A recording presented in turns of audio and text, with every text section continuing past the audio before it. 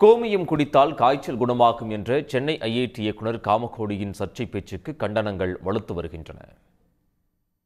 சென்னை மாம்பலத்தில் உள்ள கோசாலை ஒன்றில் நடந்த மாட்டுப்பொங்கல் விழாவில் பேசிய சென்னை ஐஐடி இயக்குநர் காமகோடி, மாட்டின் சிறுநீரான கோமியத்தை குடித்தால் காய்ச்சல் குணமாகும் என்று பேசினார்.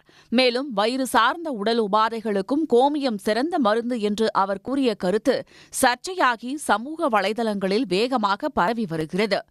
இது மாதிரி பல இதுக்கு நமக்கு கோமயம்ங்கிறது நமக்கு பெரிய மெடிசன்.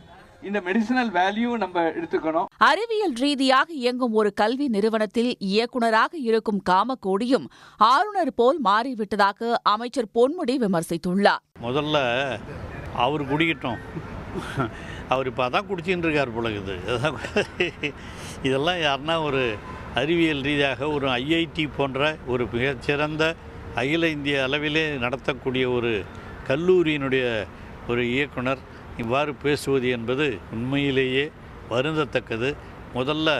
அவர் முதல்ல குடித்து தினம் எல்லாருக்கும் குடிச்சிக்கிட்டு இருக்கட்டும், குடிச்சுட்டு இருப்பார்னு நினைக்கிறேன். அதனால தான் இதெல்லாம் பேசுகிறாரு. அவர் எந்த அளவிற்கு அந்த மாட்டு மூத்திரம் என்பதே உடம்புக்கு கெடுதி என்று எல்லாம் முதல்லயே சொல்லியிருக்கிற ஒரு காலகட்டத்தில், அறிவியல் ரீதியாக சொல்லப்பட்டிருக்கிற காலகட்டத்தில், அறிவியல் ரீதியான ஒரு பல்கலைக்கழகத்திலே இயக்குனராக இருப்பவர் இதை சொல்லியிருப்பது எந்த அடிப்படையில், எதற்காக, ஏன் சொல்லுகிறார் என்றே புரியவில்லை.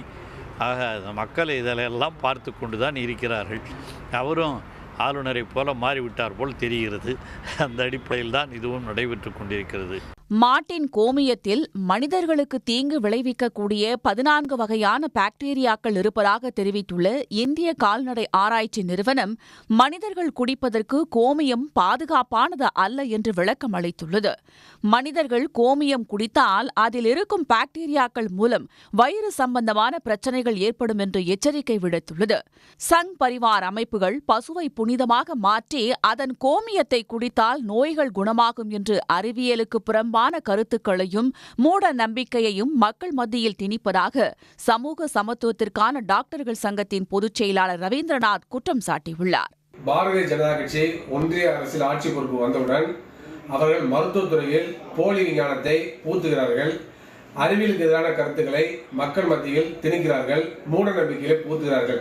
நீண்ட காலமாகவே சங் பரிவார் அமைப்புகள் பசுவை புனிதமாக மாற்றி பசுடைய யூரின் கோமியம் என்பது மருத்துவ குணம் மிக்கது, கோமியத்தை குடித்தால் கொரோனா வராது, கோமியத்தை குடித்தால் கொரோனா குணமாகும், கோமியம் குடித்தால் கேன்சர் வராது, கோமியம் குடித்தால் கேன்சர் குணமாகும் என்றெல்லாம் சொல்லி அவர்கள் தவறான பரப்புரை மேற்கொண்டு வருகிறார்கள்.